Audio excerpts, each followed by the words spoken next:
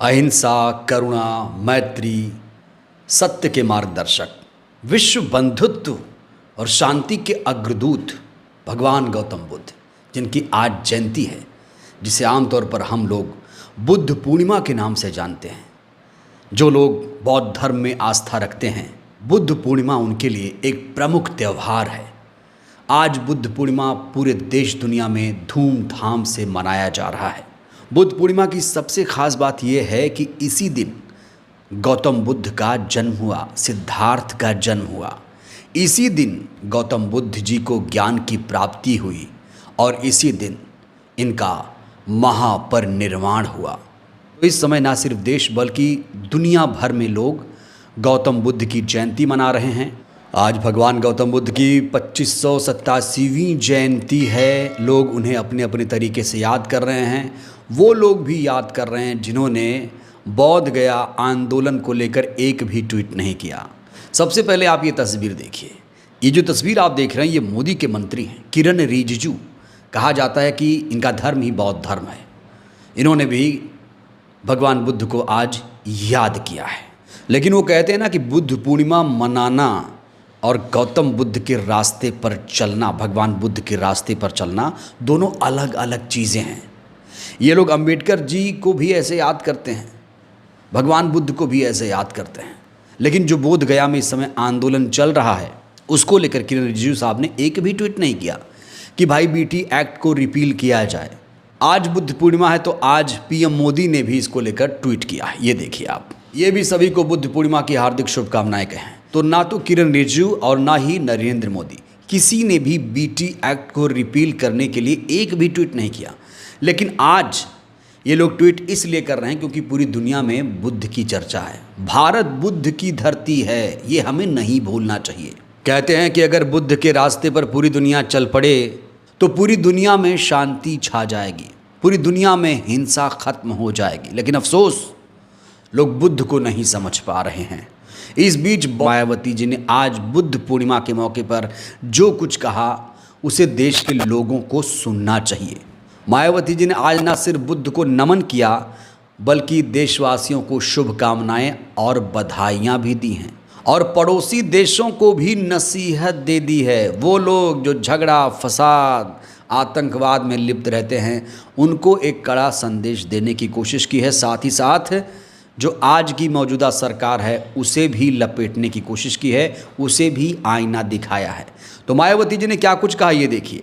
सत्य, अहिंसा व मानवता के आदर्श ज्योति को दुनिया में फैलाकर भारत को जगत गुरु का सम्मान दिलाने वाले तथागत गौतम बुद्ध को आज उनकी जयंती पर शत शत नमन और उनके अनुयायियों को बुद्ध पूर्णिमा की हार्दिक बधाई और आतंक आदि से मुक्ति, सुखी जीवन की शुभकामनाएं। यहाँ एक शब्द पर गौर करिए, लिखा है आतंक आदि से मुक्ति, सुखी जीवन की शुभकामनाएं। जो कुछ चल रहा है आतंकवाद, उसको लेकर मायावती जी बहुत ज़्यादा इस समय व्यथित हैं और देश के लोग भी परेशान हैं कि ये जो चल रहा है कुछ भारत पाकिस्तान के बीच, ये सब नहीं होना चाहिए और सबको मिलजुल के रहना चाहिए।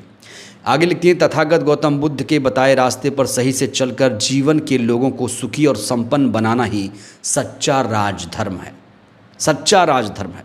पड़ोसी देशों को भी इससे प्रेरणा लेनी चाहिए। यहाँ पड़ोसी देशों का मतलब क्या है? ख़ास तौर से पाकिस्तान को अगर आप देखें तो यहाँ उन्होंने कहीं ना कहीं अप्रत्यक्ष रूप से पाकिस्तान को भी नसीहत दी है कि पाकिस्तान भी अगर इनके रास्ते पर चले, गौतम बुद्ध के बताए रास्ते पर चले, तो वो भी आतंकवाद से मुक्ति पा सकता है। उन्होंने लिखा है कि अपदीपो भवा, अर्थात शिक्षित बनो, खुद ऊपर उठो और अपना प्रकाश स्वयं बनो के सिद्धांत से ही देश आत्मनिर्भर महान बनेगा। यहाँ अपदीपो भवा, खुद को आत्मनिर्भर करो, शिक्षित बनो। और अंबेडकर जी ने भी यहीं से प्रेरणा लेकर कहा था, शिक्षित बनो, संगठित रहो, संघर्ष करो। मायावती जी ने अपने ट्वीट में पड़ोसी देश के साथ साथ सरकार को भी नसीहत दी और कहा कि आज जो सरकार चल रही है, कानून का राज नहीं है। कानून द्वारा कानून का राज ही सच्चा राजधर्म है। अगर राजधर्म कोई निभाना चाहता है तो उसे अपने प्रदेश में, देश में कानून द्वारा कानून का राज चलाना चाहिए। बीएसपी सुप्रीमो ने इस मौके पर एक प्रेस नोट भी जारी किया। ये भी दोस्तों अपने आप में चौंकाने वाली बात है। देश का कोई भी नेता इस मौके पर प्रेस नोट नहीं जारी करता। आमतौर पर क्या करते हैं, ट्वीट कर देते हैं, फोटो खिंचा के डाल लेते हैं, लेकिन कोई भी नेता देश का प्रेस नोट बुद्ध पूर्णिमा के मौके पर जारी नहीं करता है। सिर्फ और सिर्फ अकेली बहन जी हैं, बीएसपी सुप्रीमो हैं, जो बुद्ध पूर्णिमा को खास तौर से मनाती हैं। मायावती जी ने अपने प्रेस नोट में एक बात कही है कि बुद्ध पूर्णिमा के आदर्श के तहत बीएसपी सरकार ने यूपी के गांव और गरीबों के हित और कल्याण के लिए भी अनेकों योजनाओं को प्रभावी रूप से ज़मीन पर लागू करके ग्रामीण भारत को भी खुश और खुशहाल बनाने का प्रयास किया, जो अच्छे दिन की मिसाल है।